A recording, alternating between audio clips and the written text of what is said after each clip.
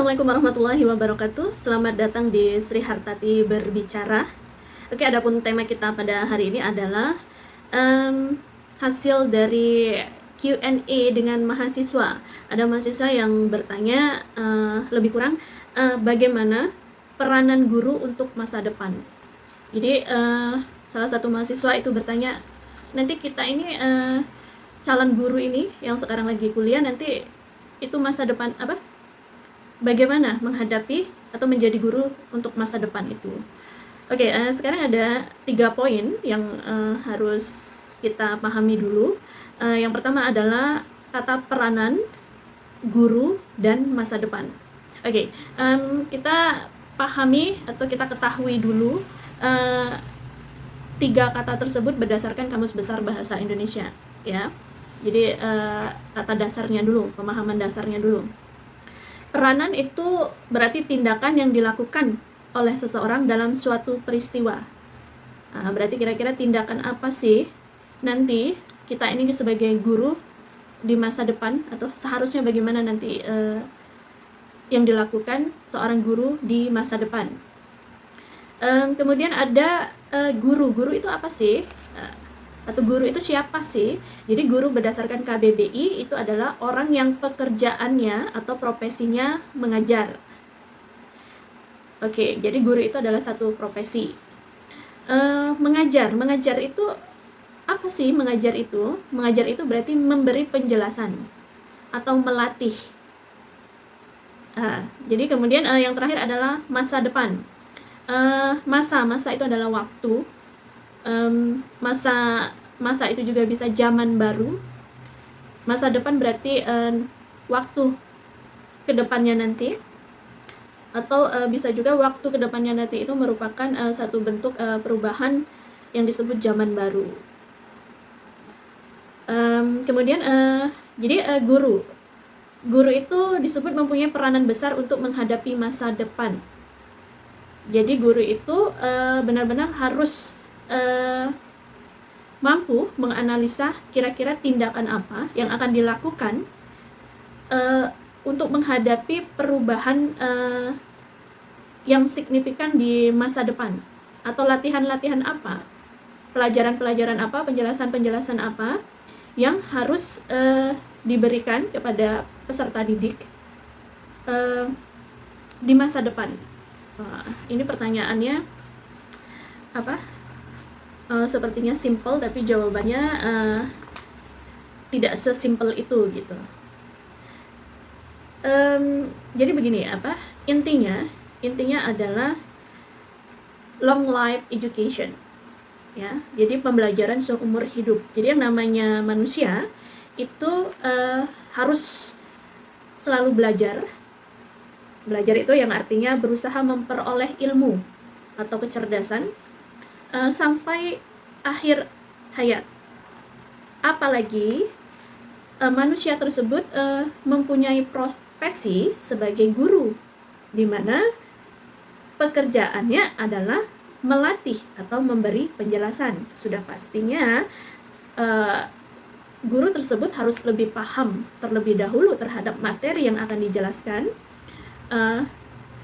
barulah nanti mampu untuk melatih peserta didik atau muridnya untuk mampu melakukan hal tersebut. Saya sedikit mengutip statement dari Imam Ghazali. Ulama itu adalah orang yang masih semangat belajar. Kalau ulama sudah tidak mau belajar, maka dia sudah berhenti jadi ulama.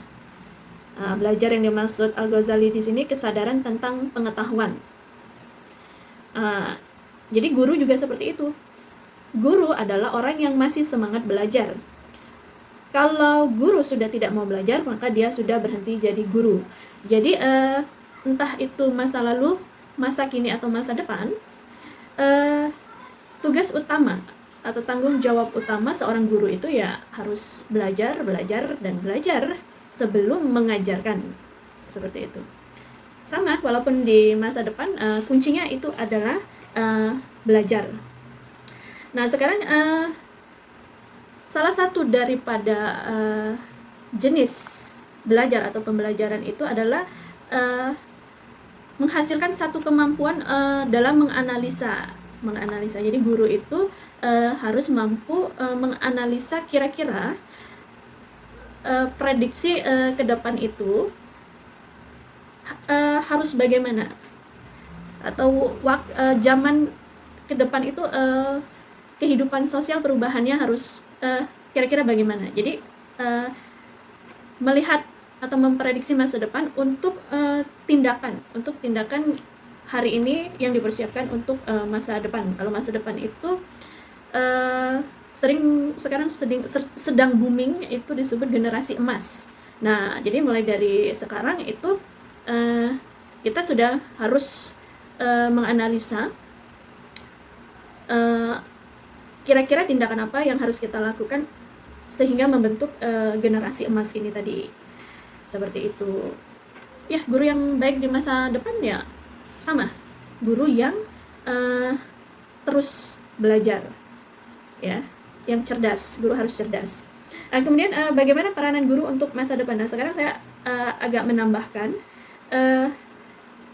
hasil dari bacaan saya atau referensi yang saya baca di masa depan itu kehidupan sosial itu bagaimana ya gitu, kira-kira bagaimana. Jadi saya tidak bisa yang sampai durasi yang panjang, masa yang panjang. Jadi kira-kira 5-10 tahun masih masih yang saya dapatkan referensinya yang berani untuk saya sampaikan.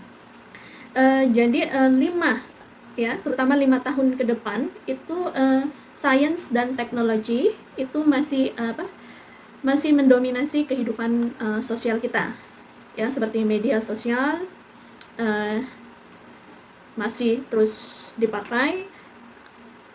Kemudian teknologi ya. Teknologi itu ini ada buku judulnya Robot in the Home. Ya, jadi nanti katanya elektronik ini atau disebut robot in the home ini akan sebagian besar menggantikan posisi kita sebagai manusia. Jadi kita bayangkan ada robot di rumah yang membantu semua pekerjaan kita. Itu seperti sekarang itu komputer atau HP atau laptop yang ada di rumah. Jadi kita nanti kita seperti addictive ya, kita seperti sangat membutuhkan robot tersebut untuk membantu segala urusan rumah tangga kita, sebagaimana kita sekarang kecanduan HP. Kalau tidak ada HP atau tidak ada laptop di rumah kita bingung. Nanti 5 tahun ke depan itu masih akan berjalan, mungkin sampai 10 tahun. Saya hanya berani memprediksikan 5-10 tahun, lebih dari itu belum saya berani mengatakannya ya. Jadi teknologi ini tadi atau si robot ini tadi itu disebut a new member of the family. Jadi dia sudah kayak bagian dari keluarga gitu. Kalau dia nggak ada, kita kehilangan gitu ya. Dia tidak hanya membantu seluruh sebagian besar aktivitas kita yang biasa dilakukan oleh manusia, tetapi dia juga bisa sebagai hiburan. Jadi dia not look like the robots in science fiction movies, tapi dia juga bisa entertain us. Jadi dia bisa menghibur kita. Nah, bentuknya bagaimana? Yang bisa menghibur itu I don't know exactly ya. Nanti ke depannya bentuknya bagaimana berdasarkan perkembangan sains and teknologinya. Tapi yang terjadi itu nanti seperti itu, ya. Jadi kita dengan mengetahui prediksi tersebut, yang namanya prediksi itu hipotesis masih bisa tidak, masih maybe, possibility. Namun biasanya possibility-nya lebih ke condongnya lebih mungkin 90-95% itu terjadi. Namanya prediksi itu seperti itu, hasil analisa ya. Jadi sekarang bagaimana peranan guru untuk masa depan? Ya itu tadi, jangan berhenti belajar, terutama integrasikan pengetahuan kita itu dengan perkembangan zaman. Jadi didiklah muridmu sesuai dengan zamannya. Jadi kalau masa kini maupun masa sampai 5-10 tahun ke depan, masa depan itu memang zamannya sudah harus booming teknologi dan sains, ya kita integrasikan seperti itu. Nah sekarang tinggal kita ini guru apa gitu. Kalau guru bahasa Inggris seperti saya, dosen bahasa Inggris, ya saya integrasikan atau saya melakukan dialektika antara bahasa Inggris dan kehidupan sosial, fungsi sosialnya, fungsi sosial, fungsi bahasanya. Ya kalau misalnya jurusan pendidikan agama Islam, ya direlasikan juga antara sains dan religion atau spiritual seperti itu. Jadi bagaimana peranan guru untuk masa depan? Ya itu tadi, terus belajar agar